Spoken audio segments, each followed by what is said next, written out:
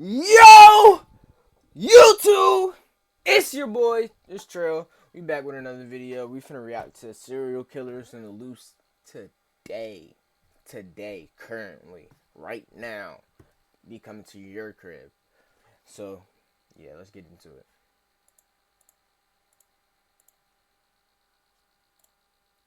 All right. Serial killers that are still on the loose. According to the FBI, there could be up to 50 active serial killers in the United States right now. That's literally one serial killer for every state in the United States. For this year's Halloween special, I knew I wanted to talk about serial killers, but I also knew I wanted to make it extra creepy, which is why I wanted to discuss not serial killers who we all know and have been put to jail or put to death. I wanted to discuss serial killers that are currently active or still on the loose to this day. Being on the loose and being active are two different things, which is why this video is a bit of a double feature. I'm going to start by going through every serial killer who is still walking among us, and then I'm going to build up to not only serial killers who are on the loose, but are also on the loose and active to this very day. So without further ado, let's talk about killers that could technically kill you. The I-70 killer. The year is 1992. You are the manager working at a local shoe store, and you've just began your shift. Today was like any other day. You were alone in the store, and the store was quiet. That was until one peculiar-looking man walked in. He enters the store looking directly at you and doesn't say much, although he asks you if you could find something for him in the back. You oblige and walk in the back, only to realize you've been followed. And before you can understand what's going on, you hear the click of a gun, and your life flashes. Unfortunately, that is a real story of one of the victims of the I-70 killer. And this victim was one of many. The I-70 killer is named after the I-70 highway because every single one of the murders attributed to him has taken place only a few miles off of the highway. For those unfamiliar, the I-70 this nigga did this shit during a road trip. This nigga just did this on the way.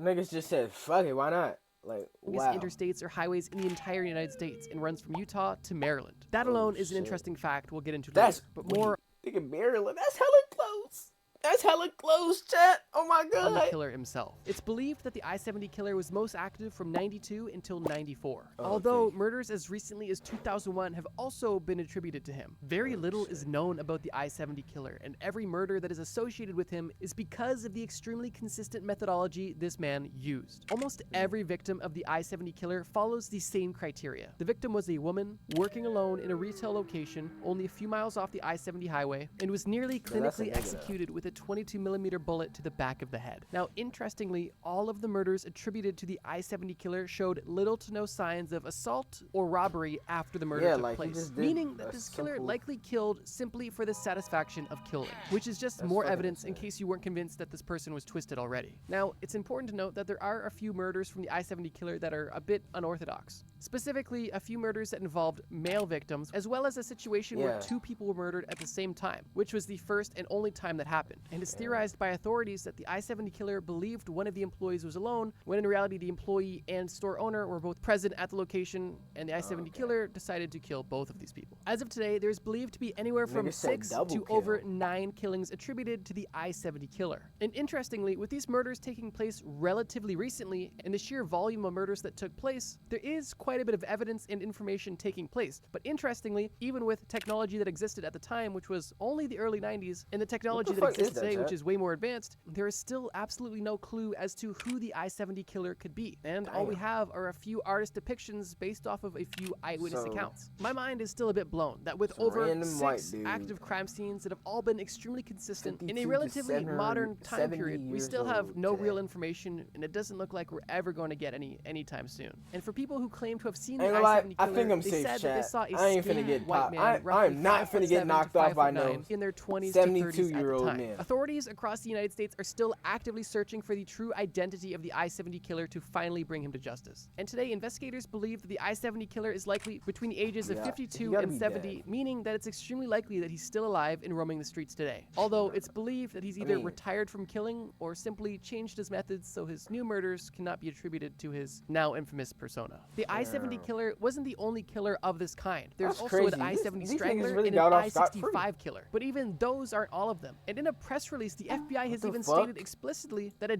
these niggas was hitting this road up like it was goddamn trick-or-treating. What the fuck? Disproportionate amount of murderers and serial killers have been truck drivers, simply because their lifestyle is so conducive for serial killing. They're consistently traveling city to city. They're hanging out in locations that are relatively temporary, rest stops, gas stations, and they always have a reason to be going somewhere. And truck drivers and trucks, for the most part, kind of fly under the radar. In regards to the I-70 killer, that gotta be scary as fuck to be another truck driver, because like they gotta be like it's some sort of community with these niggas. You already know that. So it's like you don't know which one of these niggas is serial killers, and like you have to communicate with these niggas, because don't they gotta have to communicate with the walkie talkies and shit. Like that shit would have spooked me, I ain't gonna lie. specifically, the authorities don't know what his occupation was, but they do believe that he was either a truck driver, a drifter, or somebody who traveled on I-70 frequently for work. So I guess all I can say is, if you're traveling on I-70 and see a man who looks something like this, keep your distance. Don't the go on Eastbound I-70, Strangler. I The year is 2006. You and your dog are staying in a now. cheap motel outside of Atlantic City because you've fallen on pretty hard times, and you decide to go out for your daily walk. You walk your dog on the usual route around the motel when you notice that your dog is particularly inquisitive about something behind the motel. He keeps trying to draw you down to this drainage ditch, and while you're unwilling to go down there, you figure something suspicious is going on. You get back to your room and inform police, and after they arrive, they knock on your door and tell you. See, that's something there. Why? Inform the police just off of your dog licking into a ditch? I don't feel like that's that crazy. My dog be doing all type of dumbass shit. I don't think that's that crazy to inform the police, but like clearly it led to something. That what you called them about was extremely concerning, and what was found in that drainage ditch was extremely disturbing. Inside that drainage ditch laid 4 dead women. Damn, all of the women that were found in this ditch were identified as sex workers in the area, and all of these women were laid extremely methodically. These women were all face down in the drainage ditch, roughly 6 feet apart from each other. All of their heads were pointed eastbound, and all of them were fully clothed except for having their socks and shoes removed, and all of them. Are you guys here for the halftime show? Did the killer have a foot fetish? Oh, no. We're here to help people customize and save with Liberty Mutual. Foot fetish? Were strangled to death. The way that these women were killed and the way that their bodies were found is, of course, where the relatively twisted name of Eastbound Strangler came from. Now, basically everything I've just told you is almost everything that's currently known about the Eastbound Strangler. And unfortunately, that kind of just comes with the territory when you're talking about serial killers that are still on the loose. They're on the loose for a reason, and that's because not much is known, or at least not enough to find them, let alone convict them. And unfortunately, this leaves a lot of room to speculation. And I would argue that if this serial killer was at least strong enough to strangle and move the bodies of 4 women into a ditch, then it's likely that they weren't extremely old when these killings took place. And because these killings took place only 19 years ago, I would say it's very likely that whoever killed these 6 women is still alive today and possibly still active. Because he's probably all of these like 40 something were right only now. linked together because all of the bodies were found in the same place. But if this killer decided to just go in any other place in the country and kill somebody in any other way, well, nobody's going to really suspect the Eastbound Strangler, the Jeff Davis 8. Fortunately, the Jeff Davis 8 situation does have quite a bit of information surrounding it. However, this information, while not only upsetting, only leads to more questions than answers. The Jeff Davis 8, or the Jennings 8, refers to a series of murders that took place between 2005 and 2009 in the small town of Jennings, Louisiana. All 8 of the Jeff Davis 8 victims were women. But more interestingly than that, they were also connected to each other. Not only did they all live in similar circumstances of being young women struggling with poverty, drug use, and prostitution, but they also literally knew each other. Several of the victims in this case were also police informants, and some of these informants even ratted on each other to the same police station. And police station is something we'll discuss just in a sec. All 8 of these women were killed in similar ways and dumped in similar locations, with the murder methods used being strangulation, suffocation, or drowning. And the areas these bodies were dumped were either in swamps or canals in remote areas outside of Jennings. Now, it's reported that it seemed like he was trying to cover something even bigger up. What the fuck? Bodies were found, it's shown that there was an active attempt to have these bodies unidentifiable once found. And it's also suggested that whoever placed these bodies in these extremely remote locations was very familiar with the local terrain due to how specific these locations were and also how hard they were to get to. Off the bat, this case sounds like any of our other cases. Sure, a group of women unfortunately were killed and went missing because they lived in unfortunate situations and were vulnerable to psychopaths that were looking to kill innocent people. But once you look deeper into this case, you realize that while there very likely could have been a serial killer who killed killed these 8 women, it's also very highly suspected that there was some police involvement, and the theories on the involvement of these police varies drastically. Some people believe that the local authorities not only executed the planning, killing, and hiding of these women's bodies, while others suspect that the local police were simply complicit in the situation and didn't put much effort into investigating the situation simply because of who the victims were. Now, whether you believe that the Jeff Davis 8 killer was a single serial killer or potentially a group of people involved in law enforcement, the same conclusion can be drawn. Nobody has ever been charged for the murders of these 8 women, and unfortunately, it doesn't look like anybody ever will, which means that the lunatic or lunatics who killed these 8 women are definitely on the loose and walking among us today. To me, this is another case that just rings so odd, because there was literally 8 murders that took place over 4 years in super modern history. Like, we're talking so it's 2005 to 2009. Like, the technology wasn't where it is now, but it was definitely advanced enough to have some progress on this. So the fact that 8 murders can take place in 4 years in the exact same place and nothing ever comes of it is extremely suspicious, which is why, for that reason, I don't think that looking more closely at law enforcement is a bad idea. And if you watch some of the documentaries or read some of the books about the situation, then you'll definitely get a deeper perspective on the potential law enforcement involvement. The West Mesa Bone Collector. The year is 2009. You are an active outdoorsman, and this time you decide that something that could be fun to try is testing your survival skills. Something I realized, these times are getting more recent and more recent, gang. We finna find some shit that was current date, nigga. Damn.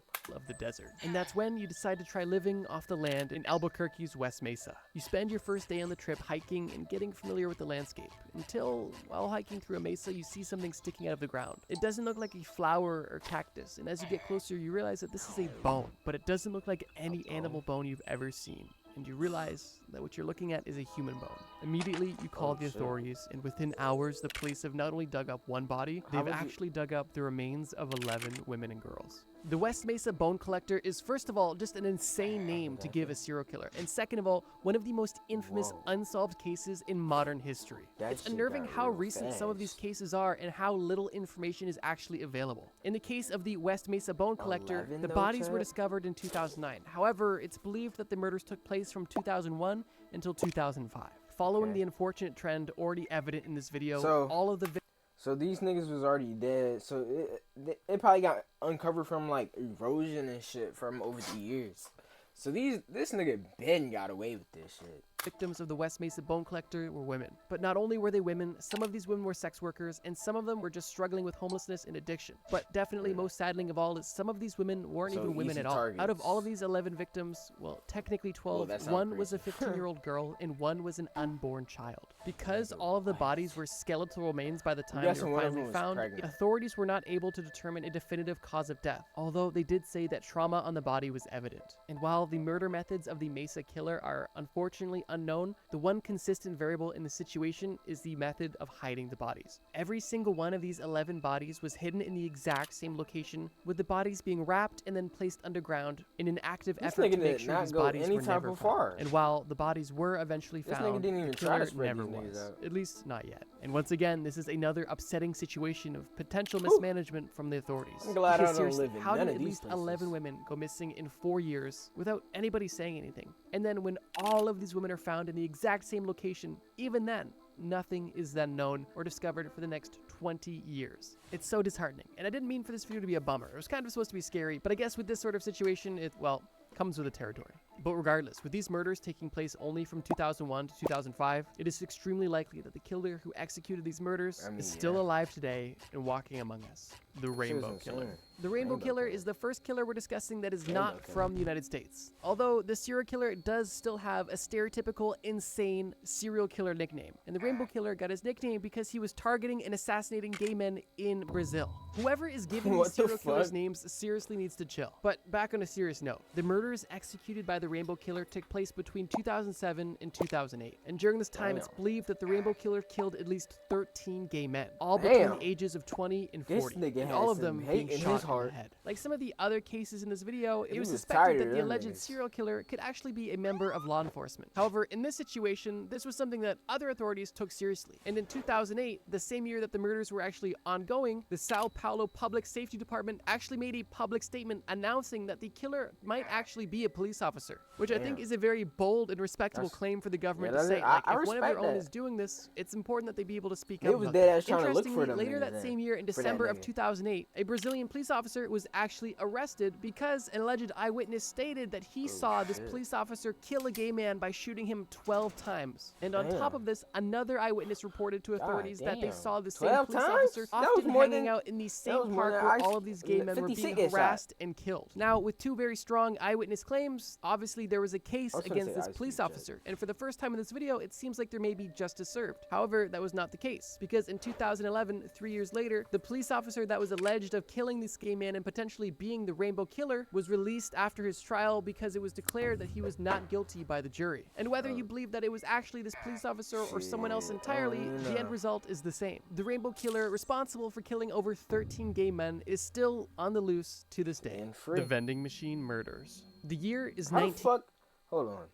Vending machine murders? How the fuck do you kill a nigga with a vending machine? Cause 1985, and you are excited because you are on your first trip to Japan. You told yourself that on this trip, you're gonna live like the locals, and it was at this point that you decided to get involved into vending machine culture. Luckily, vending machines are something that are not hard to find in Japan. bro, I ain't and gonna you lie, the quickly vending on your machines walk are able to find over one there on is the side freaky of the as road. fuck. They You walk be up to having this vending girls' machine draws fully in the vending intending machine. to buy a and drink shit. when you realize that there was actually a perfectly good sealed drink sitting on the top of a vending machine. Knowing that Japanese culture is so wholesome and giving, you realize that somebody must have bought this just to give away for free, and you decide to receive the gift. This drink was an orange-flavored energy drink, and that was something that you were honestly kind of craving at that time. After drinking the drink and going on with your day, you realize then that he you just don't start- really and feel then too he good. just You died. go home feeling sick, trying to sleep it off, but when you get into your bed to take a nap, you never woke up. The story I just told is based off of the reality of 13 people in Japan. From April Nigga, to November in He got 1980. 13 niggas this way? 13 different people's gullible enough for that dumbass shit? Not gonna lie. It shouldn't have happened, but that was natural selection right there. I feel like that was natural selection because what the fuck? You decided to pick up a random drink, even if it wasn't unopened, and just drunk that bitch. That's low-key natural selection. 13 people were murdered, and 35 people got seriously sick because they drank poisoned drinks left on the top of vending machines. Now, if you're asking yourself, who's just drinking drinks left on the That's top what of I'm vending saying. machines? Well, a lot of people actually, and that's because this drink at the time was having low sales. And because these drinks were having low sales, they were offering buy one, get one free promotions in certain vending machines. So it wasn't necessarily uncommon to find the extra bottle left on top as a gift on top of the vending machine. And because people knew that this promotion was going on, and they had seen in other places this drink was left on Okay, this top, makes it a wasn't little bit unheard of more to sense. take this drink or potentially even leave this drink for someone else. But unfortunately, this fun gesture of paying it forward was severely abused by one or potentially multiple I ain't gonna lie. individuals. Whoever When did that shit is a fucking diabolical mastermind because you're a, like genuine asshole. I didn't know, like, pay it forward and you did that? Like, wow. decided to leave laced drinks with paraquat on top of vending Paraquat? machines. Paraquat was a very popular herbicide, and while it was a popular herbicide, it also wasn't a stranger to deaths, as in the previous year of 1984, over 1,300 people took their own life by ingesting this toxic substance. The ways in which these victims died varied pretty significantly, with some victims dying within hours of drinking That's the poisoned fucking beverage, with insane. others dying after 6 weeks of excruciating pain. The Oh, Japanese shit. police never received or discovered 6 any weeks? leads associated with this string of murders. However, they believed that this string of poisonings was all executed by a single person. There was never any video evidence of this individual, and there was no physical evidence. And the only true response to this entire This thing situation never was got caught on nationwide camera. prevention campaigns to further prevent poisonings with other products in Japan. Let's start However, putting those didn't cameras stop future around. poisonings, Like, what the because fuck? in He never got caught on 1998 and camera, not even a in single 2019, time? there was other Nigga, reported cases. He never got caught on camera, not a single time. He got over like 50 people. He fucking dragged over 50 people and never got caught on camera. That's fucking of insane. intentional poisonings via a beverage, with some of those also using the same toxic agent, paraquat. This situation is just super disturbing, but in a different way to the other murders, because there was no in-person violence, there was no motive, there was no specific target, there was no trend. He didn't know or care if he was poisoning women, children, elderly people, pregnant women. They just wanted to kill people, and unfortunately, they did exactly that and got away with it. Considering these murders took place in 1985, there is a chance that whoever executed these murders could be dead by now, potentially by natural causes or other. However, I would say that it's also likely that whoever did this is still roaming the streets of Japan today, and unfortunately, still 9 times a out of free 10, individual. but like shit. Just to give you some context about how little information there really is in all of these unsolved cases, the numbers that I gave you about how many people were sick and died only came out in 2012, meaning that from 1985 until 2011, not much was known about how many people died during this stint of poisonings or how many people were injured at all. And it's for this reason that a lot of the serial killers that are still on the loose are from at least over a decade ago, because it takes so much time to gather small scraps of information that are available and connect the dots. But the reality is, with these situations, these people are on the loose because information was not available or was simply not put to good use. The Danilovsky Maniac. Maintaining our now international theme, we next have a serial killer from Russia. The Danilovsky Maniac is a serial killer who committed at least 7 murders between 2000. I feel like hella crazy niggas be coming from Russia though. Like, that's all you be hearing is crazy niggas from there. I ain't gonna lie. Never heard a calm nigga come from there. And 2007 in Shapovitz, Russia. This killer is known as the Danilovsky Maniac because 3 of the murders he committed took place in an abandoned construction site on Danilovsky Street.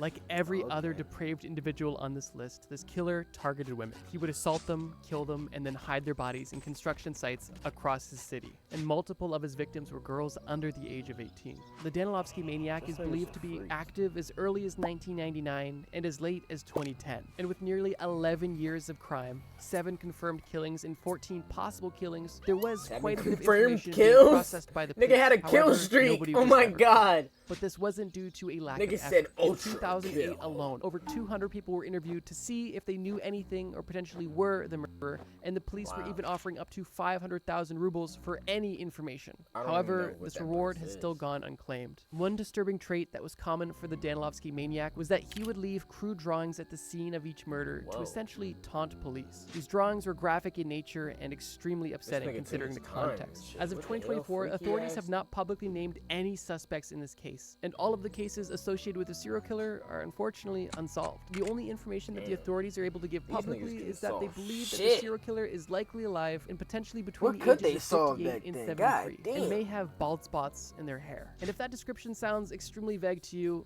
well, that's because it is. I feel like at least 40% of Russia's population fits that description, so it's not very helpful. Although, even this minuscule amount of information is better than the no information available in some of the other cases we've discussed on this list. It's no secret that we've discussed some seriously sick and twisted individuals so far on this list. However, we're not done yet, because like I mentioned, we're going to end the video with serial killers that are on the loose and active to this very day, with confirmed kills within the last few years, or potentially even more recently. And if you thought there was limited information about these serial killers we've discussed so far, well, buckle up, because all of the active serial killers we're about to discuss have almost nothing known about them, and that's, like I mentioned, part of the nature. One thing that I've learned from making serial killer videos and kind of researching serial killers in general is that serial killers are more or less of a retrospective game. It typically takes many years after the fact for authorities to be able to piece things together and put together a proper timeline of exactly what happened and connect all of the dots that tie a single killer to all of the different victims. Now, with that being said, that doesn't mean that there's nothing for us to discuss. There's just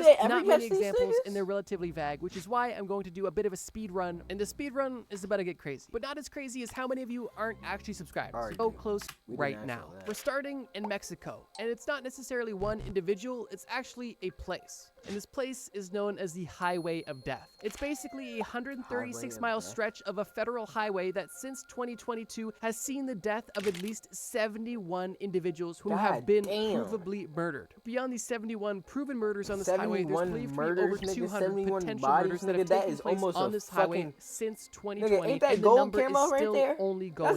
It's not necessarily believed that only one serial killer is responsible for all these murders, and authorities believe that this is most likely the work of cartels. criminals. But they have explicitly said that they are not writing off lone criminals to also be responsible for some of the murders that have taken place on this highway. Meaning that if anything, this stretch of highway is not home to just one serial killer, but multiple. 18 different individuals who were attacked on the highway and survived all claimed that they were abducted. If a serial killer catches another serial killer, do they try to kill each other in the sport of it, or do they like team up? What you think?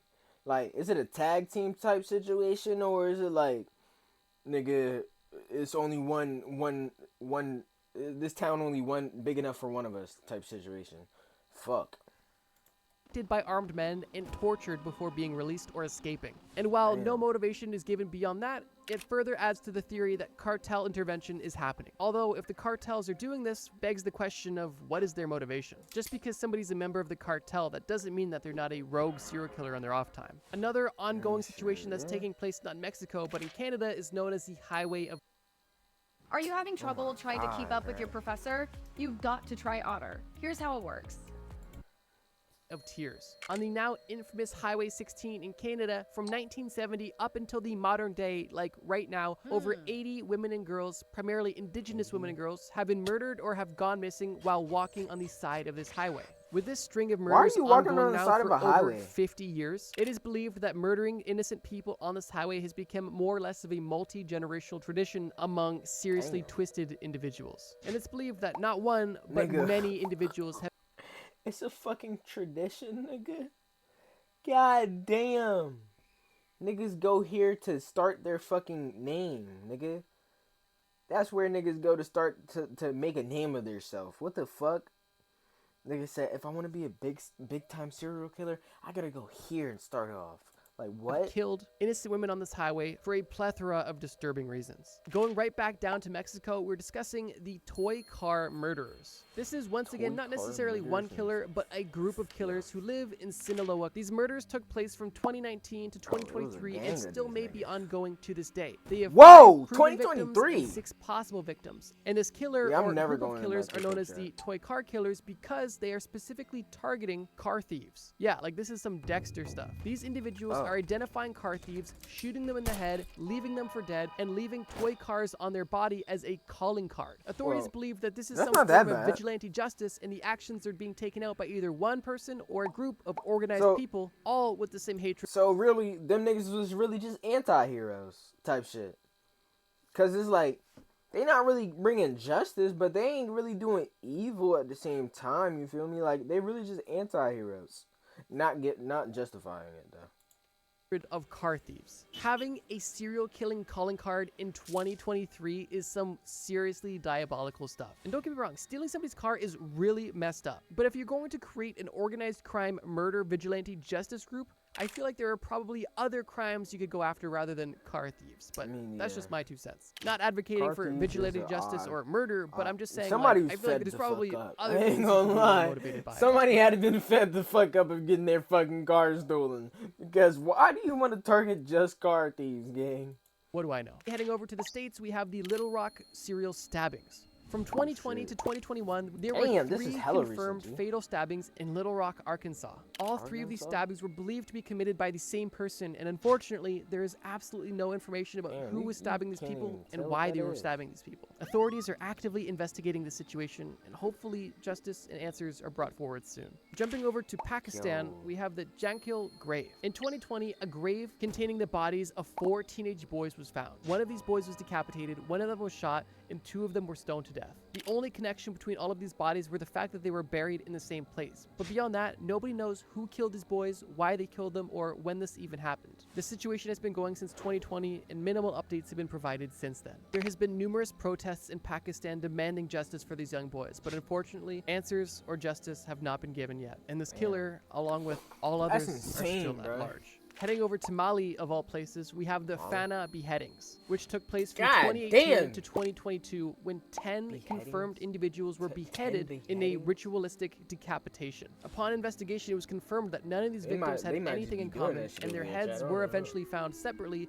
but all of these bodies had their blood drained, which is why it was believed these bodies were Blood used for drained? ritualistic purposes. Since these murders, investigations have been Holy ongoing and fucking shit. updates have been minimal. That However, kept these them on it murders did quick. shock the region of Africa, and the UN has actively inserted themselves in the situation to try to, United quote, Nations. continue to make sustained efforts to protect civilians. And for the final entry on this entire list, we have a man named Vampire, a Kenyan Oh, serial shit. killer who was active from 2022 to drinking this nigga's 2024, blood, and dead in that ass? time killed a confirmed 2024? 42 women. Vampire is a 33-year-old Kenyan man in Nairobi, Oh. and after his 42 woman killing spree from 2022 to 2024, he actually was arrested, but shortly after being arrested, escaped custody and has not been heard nigga from or escaped? seen since. It is believed by some in Kenya Oh that my the police God. actively aided in the escape of the serial killer, Oh, which no. is extremely disheartening if true. As we Oh, conclude this video, I do just want to make a quick reminder that Hey, let everything this I nigga discussed in go this video is real. These scot-free. are real victims with Nigga, real I swear to families and God, real or friends. everything I love, if I seen that shit on the news and I lived in Kenya, I would have started bust out crying. They let this nigga free. Oh my and real God. lives destroyed and ruined Nigga. and taken. I try my absolute This nigga killed 42 different people. They caught the nigga and let him free. best to make these videos informative and respectful. Besides that, I want to say thank you guys God. for enjoying, and I hope you have a safe and fun Yeah, Halloween bro, I if ain't you are gonna lie. watching this on Them niggas, I would have gave up, bro. I ain't gonna lie. Fuck it, bro. At that point, bro. Cause no way, fuck. No way.